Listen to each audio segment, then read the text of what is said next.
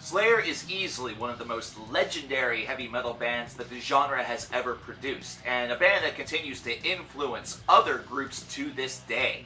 They're a band that I actually respect a hell of a lot, although the 5 reasons people hate Slayer video and all the comments on that might make you think that I don't. I actually do quite a bit. Those videos have a little bit of a gimmick to them where I like to expose the reasons why people hate the band and report them and kind of offer my own comments. But either way, this is Rank 'em All, which means that we need to take a look at the top 10 Slayer albums and rank them from worst to best. But there's 12 albums in the Slayer discography, which means that 2 are going to be left off, and they're going to be left off for different reasons.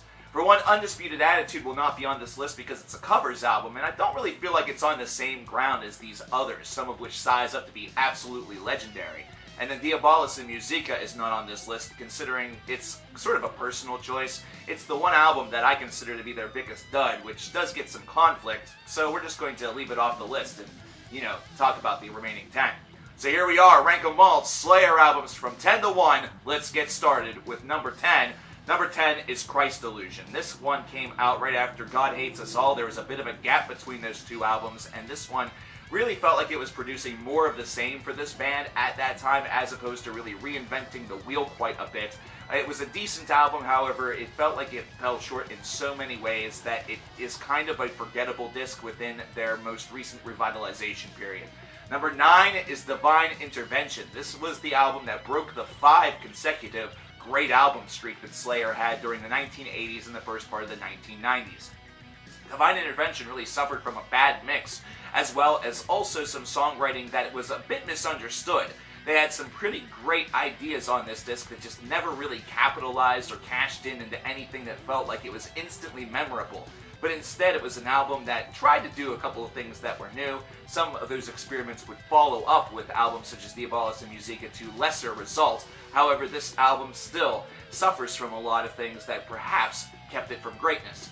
Number 8, we have Repentless, the most recent Slayer album, and one that actually took a bit of a step back from what World Painted Blood was able to deliver. See, with World Painted Blood, which we'll talk about earlier, they were able to reinvent that wheel a little bit more, and some of those experiments really were able to hit all of the right modes. But with Repentless, this was one that really had the ferocity and the steam of an earlier album such as A Rain in Blood, interwoven with some of these, curious little ideas, and the result felt very disjointed. It was one where you weren't able to really feel completely within the flow of the album.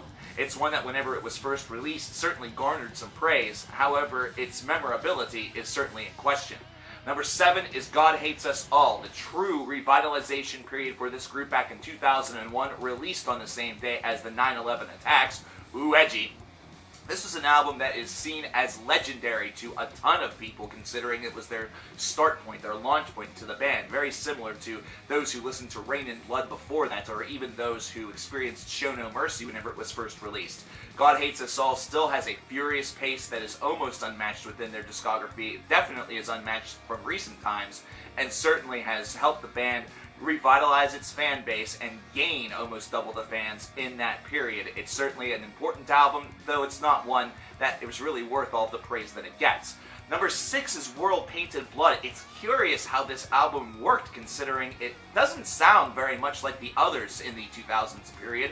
It's one instead that has a bit more of a cerebral approach and does have a lot more experimentation, and the experiments really worked on this disc, considering there's a bit of a razor's edge whenever it comes to Slayer albums, where if the experiments are all able to sort of hit that node, then the album's going to have a lot more memory to it. But if they fall, then it's going to fall flat. This one doesn't fall flat, and instead is a very curious idea that has occurred within their revitalization period, and is one that still sticks out very plainly in the minds of those that really appreciate it. Number 5 is South of Heaven. After the success of Rain and Blood, this was a band in Slayer that needed to do something a little different in order to keep their audience a little bit off balance, while also not try to reciprocate Rain and Blood's success, considering they knew that they would probably come up just a little bit short. The result was South of Heaven, and it was a solid album. It's definitely one that fits those first 5, but it's also one whose curiosity is in the fact that they were able to slow down the tempos a bit, which left a lot of their traditional fan base extremely miffed. But based around that, Slayer found a lot of grooves, something that they would be able to inject into some future albums in order to give it a little bit more songwriting structure, as opposed to just feeling like they're trying to steamroll over you at 10,000 feet a minute. Some people might call this their, black album, but this is definitely still a good one. Number 4 is Seasons of the Abyss. This is one of the pinnacle albums in Slayer's discography that combined all of that effort from South of Heaven alongside of some of the speed that you got from the first 3 discs. And it was able to maintain that balance very nicely. It got a lot of airplay, and it's still cited by some as the most perfect Slayer album. Now, some may agree, others may disagree. It's still an album that has a big-time bite to it to this very day. Number 3 is Hell Awaits. My lord. This was Slayer taking the momentum from Show No Mercy and deciding to really add a little bit more to it, to give it a little bit of a, more occult feel. They listened to a lot of Merciful Fate during the sessions, and it definitely showcased itself in the output that you got on this furious second album by the band. It's one whose structure is definitely uneven, and based around that, the pacing of this disc leaves you at a certain amount of unease, and that eerie, evil feeling that you get with just about every track, including the very disjointed and just strange title track, leaves you absolutely changed. This is a classic album and will forever be seen as one that certainly changed the landscape. Number 2 is Rain in Blood. For all the things Hell Awaits did, Rain in Blood magnified it by 4, 5, 10, maybe 100 times. This was the pinnacle of pace, not to mention the pinnacle of just ferocity whenever it was released. It was one whose aggression was almost unmatched. It was hyper-aggressive to the point where it just screams and breezes by. And it's still considered by many to be one of the most absolute classic albums of all time. One that you need to listen to before you die and really appreciate where thrash metal was in the 1980s and just how big of an impact this disc actually had. Which brings us to number 1, which is Show No Mercy. The original Slayer album is still the one that holds so near and dear to me, considering the sound, considering the way in which that recording in the 1980s really benefited these thrash metal classics. These are songs that have everything, all of the hallmarks that early thrash metal is really able to deliver. Furious guitar solos, fantastic soloing, and a lot of real sheer technical prowess for a band that was just putting out essentially their debut. They had released some demos and some EP stuff before that, but this is something that showed a remarkable level of maturity and a remarkable sense of pace for whenever it was delivered.